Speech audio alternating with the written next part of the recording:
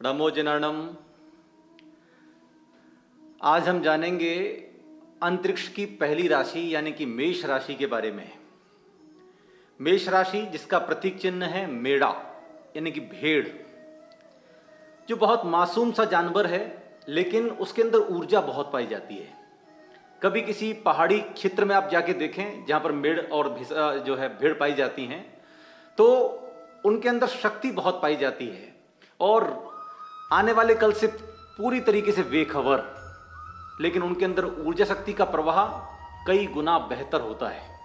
मेष राशि के जातकों का भी सेम यही हमें फल देखने को आता है। यदि आपकी जन्म राशि मेष है तो आपके अंदर ऊर्जा शक्ति का प्रवाह बहुत अच्छा होता है।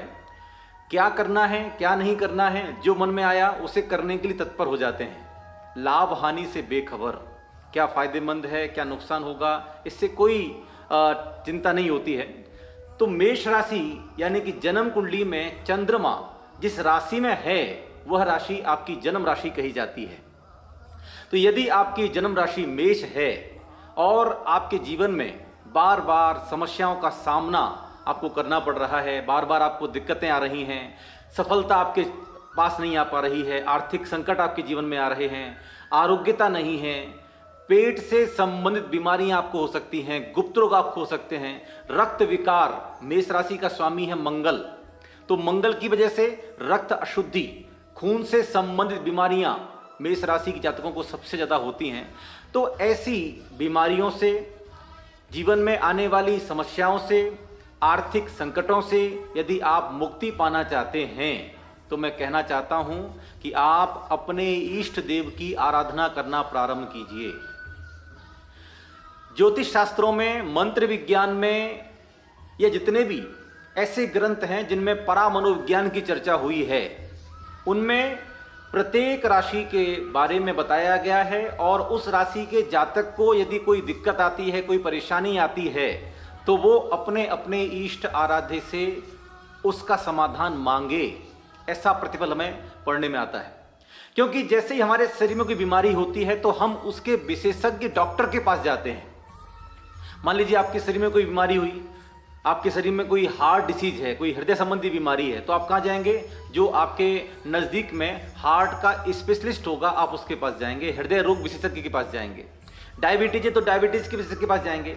ठीक ऐसे ही आपकी राशि में आपके जीवन में आने वाली दिक्कतों को यदि कोई दूर कर सकता है तो उसके लिए आपको अपनी राशि के विशेषज्ञ के पास जाना बहुत जरूरी है। जैन परंपरा में प्रत्येक राशि के अलग अलग इष्ट देव निर्धारित किए हुए हैं। जैन परंपरा में आराध्य की संख्या में 24 तीर्थंकर हैं। 24 तीर्थंकरों के पश्चात उनके गणधर देव यानी कि 1452 गणधर देव हैं, फिर रिद्धिधारी मुनिराज हैं, फिर आचार्य हैं, उपाध्याय हैं, साधु हैं, नवदेवता हैं, तीर्थंकर भगवंतों के यक्ष यक्षिणी हैं, तीर्थंकर भगवंतों के क्षेत्रपाल देव हैं। तो बहुत बड़ा, संख्या में कहूँगा बहुत बड़ा समुदाय है जो कि पूजनीय की श्रेणी में आता है। लेकिन मूल रूप से जैन श्रावक के लिए तीर्थंकरों की विशेष पूजा करने का विधान है। हम देखते हैं कि जब आचार्य मानतुंग स्वामी के जीवन में जो कोई समस्या आई, उन्हें जेल के अंदर बंद कर दिया, 48 ताले लगा दिए, बेड़ियां पहना दी, तो उन्होंने श्री आदिनाथ भगवान की विशेष आराधना की श्री भक्तामर स्तोत्र के माध्यम से। ऐसे ही आचार्य कल्याण कुमचंद स्वामी के जीवन में जब समस्या आई तो उन्होंने श्री पार्श्वनाथ भगवान की आराधना की। उन्होंने 24 तीर्थंकर भगवंतों की आराधना क्यों नहीं की? उन्होंने किसी एक तीर्थंकर को क्यों चुना?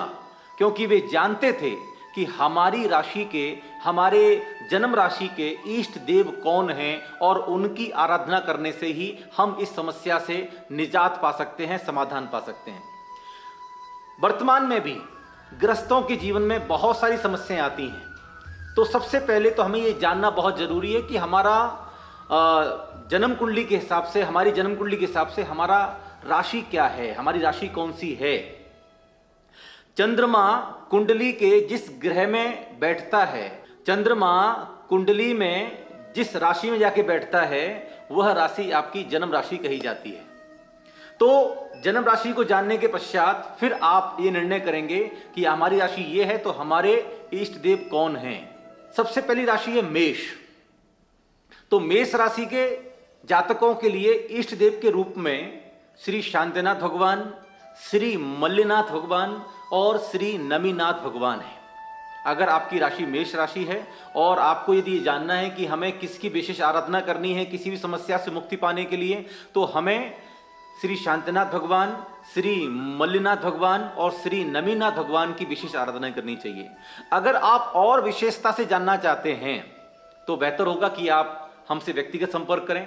तो हम आपकी राशि में जन्म नक्षत्र, योनि, गण, नाड़ी और वर्ण को देख करके आपके लिए इन 3 तीर्थंकरों में से कौन से तीर्थंकर विशेष रूप से पूजनीय हैं, आराध्य के रूप में स्वीकार हैं, वो आपको बता सकते हैं। आप सामान्य समझ लीजिएगा, श्री शांतिनाथ, श्री मल्लिनाथ और श्री नमीनाथ भगवान मेष राशि के जातकों के लिए इष्ट देव के रूप में स्वीकार हैं। नक्षत्रों में थोड़ा सा परिवर्तन है। यदि आपका जन्म नक्षत्र भरणी है तो आपके लिए श्री शांतिनाथ भगवान ही पूजनीय हैं, और यदि आपका जन्म नक्षत्र अश्विनी है तो आपके लिए श्री मल्लिनाथ भगवान और श्री नमीनाथ भगवान जिनका नंबर है 21वां और मल्लिनाथ भगवान जिनका नंबर है 19वां, तो ये 2 तीर्थंकर जिनका नक्षत्र अश्विनी है उनके लिए पूजनीय है। तो इतनी सी भिन्नता है। भरणी नक्षत्र वालों के लिए श्री शांतिनाथ भगवान और अश्विनी नक्षत्र वालों के लिए श्री मल्लिनाथ भगवान और श्री नमीनाथ भगवान, ये 2 तीर्थंकर पूजनीय हैं। दोनों में से किसी भी एक तीर्थंकर को आप चुन सकते हैं और उनकी विशेष आराधना कर सकते हैं। क्या मिलेगा आराधना करने से? आपके जीवन में जो रोजाना नित्य नई परेशानियां आती रहती हैं, कभी कभी आर्थिक संकटों का सामना करना पड़ता है, जीवन में रोग, शोक, भय लगातार बना रहता है, तो जब आप इष्ट देव की आराधना करते हैं तो उससे जीवन में आने वाली सभी समस्याएं, सभी परेशानियां दूर होती हैं। साथ ही साथ हमें यह एहसास होता है कि कोई है जो हमारी रक्षा कर रहा है, कोई है जो हमें इस समस्या से दूर ले जाएगा, कोई है जो हमारे जीवन में सुख, शांति और समृद्धि प्रदान करेगा। तो अपने अपनी राशि के अनुसार हमें अपने अपने इष्ट देव की आराधना अवश्य करनी चाहिए। आगामी वीडियो में हम आपको बताने का प्रयास करेंगे कि आपकी राशि के कौन कौन से इष्ट देव हैं जिनकी आपको विशेष आराधना नित्य प्रति करनी चाहिए। क्योंकि हम जब परमात्मा से प्रार्थना करते हैं, इष्ट देव की साधना आराधना करते हैं, तो निश्चित रूप से हमारा जीवन सरल, सहज, सौम्य और सफलतादायक हो जाता है। नहीं तो जीवन में समस्याएं बनी रहती हैं। तो हम सभी अपने अपने इष्ट देव की आराधना करें, साधना करें और अपने जीवन में सुख, शांति और समृद्धि को प्राप्त करें। इसी भावना के साथ ओम।